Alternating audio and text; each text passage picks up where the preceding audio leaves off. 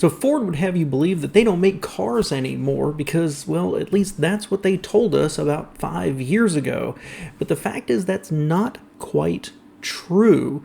And somebody mentioned that there's a brand new Taurus out, and I decided to start looking into it and what Ford offers around the world. And I found that I'm rather frustrated with Ford right now.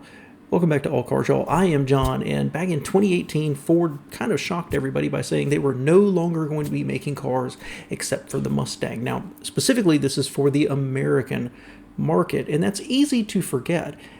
But I started to reflect on it a little bit, and as an American, I realized that there's the US, there's Canada, there's Australia, and then there's at least 3 other countries probably in the world, right? So I started to take a look at what Ford still offered in various markets around the world, and I'm a little surprised and I'm a little frustrated with them for not bringing some of this stuff here.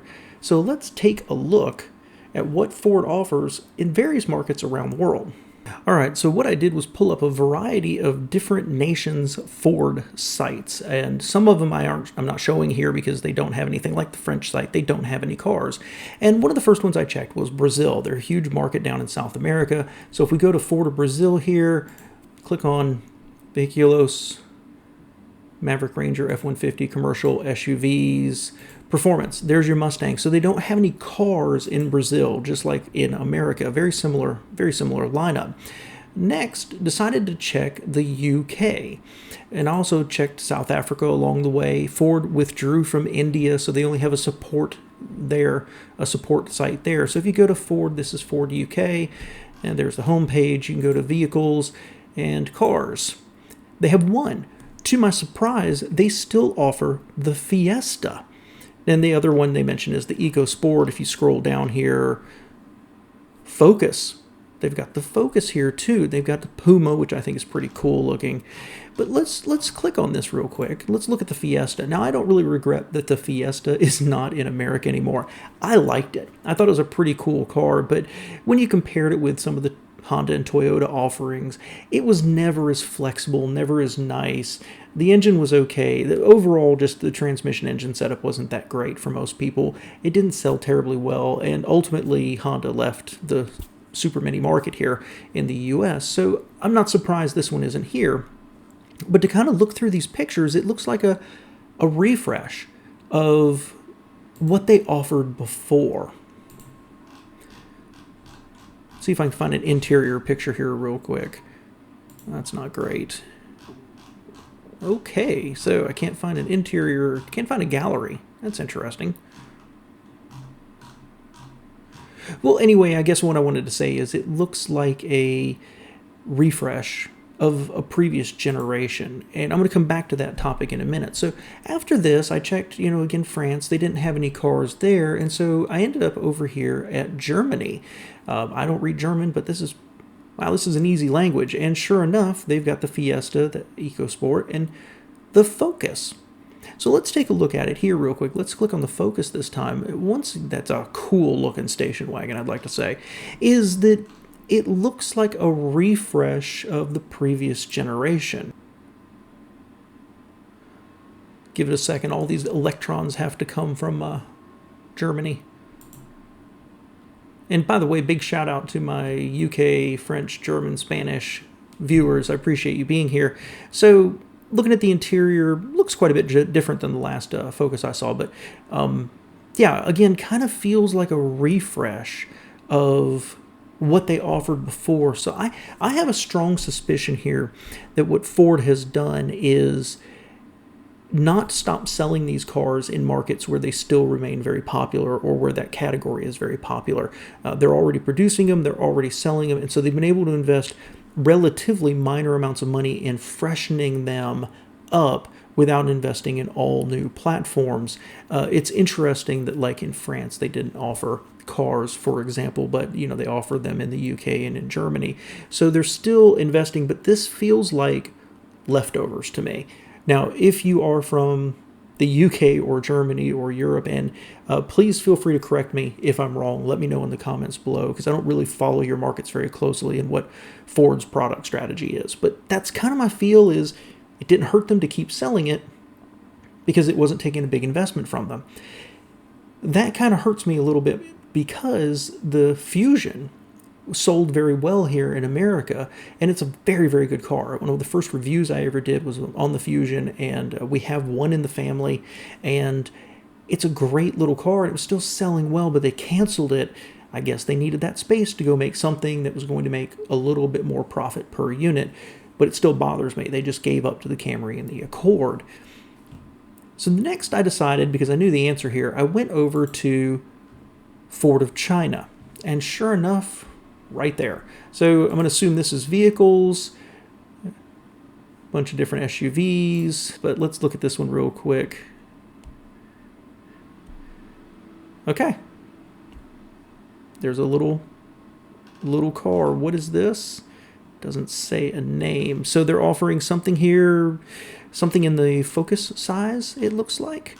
But then if we go back to it, I believe this is the new Mondeo.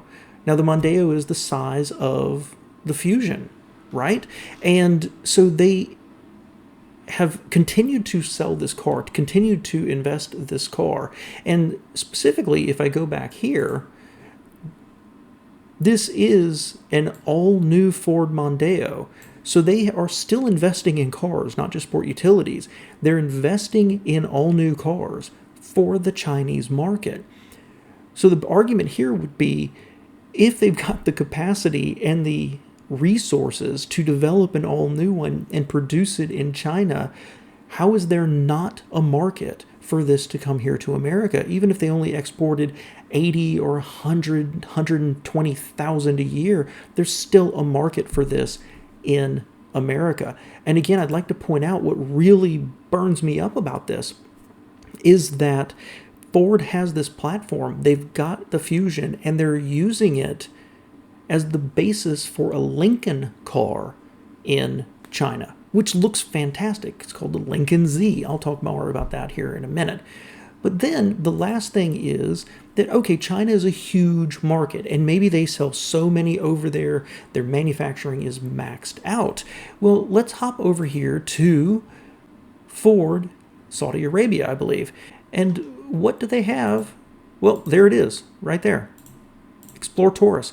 They've got a brand new Taurus. Now, this is a name change. It is the Mondeo. It is personalized for the Middle East environment, for the dust and the sand. They talk about that a little bit here and how they had to work on it to make it stand up to the environmental conditions in that area. But they still offer the Taurus, and they offer it on the mid-size platform. So they have this platform in China. They're using it. They're investing in it. They're investing in an all-new one, and they're taking it to other parts of the world, but not to America. Let's take a look at the interior here, because it looks fantastic to me.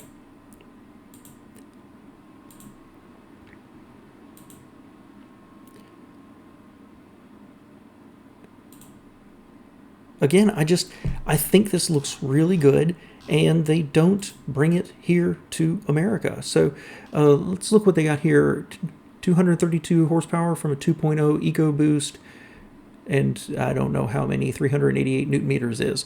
8-speed automatic transmission. I mean, sounds like something they could sell here in America if the platform could meet the safety requirements. Let's get on to my final thoughts here. So the end result here is that I'm frustrated because Ford, it can be argued, made a solid business decision by moving their manufacturing, their capabilities, their energies into exclusively sport utilities, which is where the market was growing to, keeping the Mustang for its iconic status. They've been able to bring out other products such as the Maverick and the Bronco Sport and the Bronco and everything else. But they still produce cars elsewhere in the world. And I think a big mistake here is that, number one, it's always bothered me, Ford just gave up. They decided to just not compete, while their competitors, Nissan, Toyota, Honda, Volkswagen, Hyundai, and Kia, all still sell cars. Ford just said, peace out, we're not even going to try to compete anymore. But what I've come to the conclusion of is that it hurt Lincoln the most. Well, Lincoln's products have been pretty well received since 2018. Very good interiors and quiet. They ended up looking a little generic, and they've ended up with a lineup of only 4 SUVs. While again, Lexus, Audi, Mercedes, BMW, Genesis, they all still offer cars. Heck, even Jaguar still has a car. And so it's very frustrating to me to look at Ford. While I feel some of these products are leftovers, they're just selling them with minor refreshes, they're still developing that Mondeo size in China. That means they're still investing money in developing cars. They're taking it and they're investing in it to take it as the Taurus over to the Middle East, but not to bring a version of it here to America, or specifically because that foundational platform is used for a Lincoln in China. They're not bringing it to America as a Lincoln, as the Lincoln Z. It's really, really frustrating. I disagree with Ford on this pretty strongly. Are they underdeveloping those platforms so it won't meet our safety standards, or have they just decided there's not a market? And I personally, from the comments I've received on my "What the heck is wrong with Lincoln" video, there are people out there who want to like Lincoln, and they want a Lincoln car, not an SUV. And I think Ford has really missed the boat on all of this. Let me know what you think below, guys. Thanks for being here.